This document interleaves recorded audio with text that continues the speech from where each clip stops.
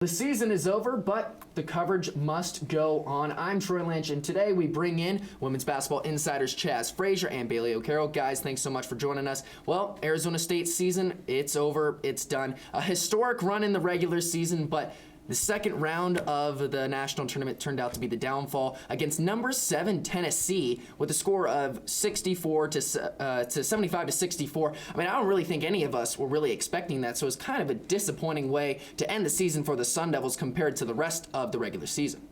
Like you said, it was disappointing, Troy. Considering all that they accomplished earlier this year, whether it was the win streak or where they were placed in the Pac-12, arguably one of the best women's basketball conference in the country, it was just disappointing.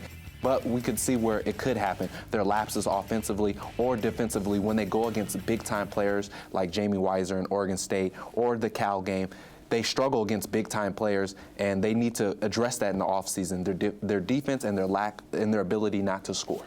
Yeah, that offensive struggles was a huge X factor in this game, and ASU just couldn't step up. They couldn't find a score like they did in the first round when Katie Hempin when she went off and broke that tournament record. So that was a big downfall. So I guess adding insult to injury, now that the Sun Devils, their season's over, now obviously there are going to be players who are graduating, but not just players, big name players like Alicia Davis, Pisa Mukamara, Katie Hempin, and more specifically, they're all perimeter shooters. I mean, how are they going to go about that in the upcoming season?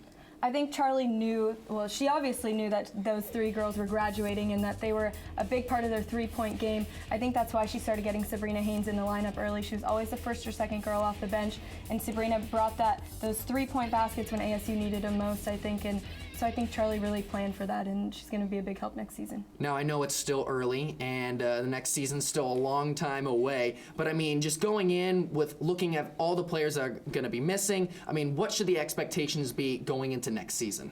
It's going to be lower, like we said, because all the perimeter talent that's going to be lost. But Sabrina Haynes or Sophie Bruner can step up. But I think it's going to be key for them to go recruit a go-get player, a player that can get buckets off the screen in the fast break, create for her teammates. They're really deprived of that, and they're going to be deprived once these players leave. So I think that's key for them, a go-get-it player that can score anytime that Charlie Turner-Thorne needs them to, or the team. All right, well, it's needless to say that Charlie Turner-Thorne has a lot of work to do this upcoming off season, but you guys get a break, so hope you guys enjoy that.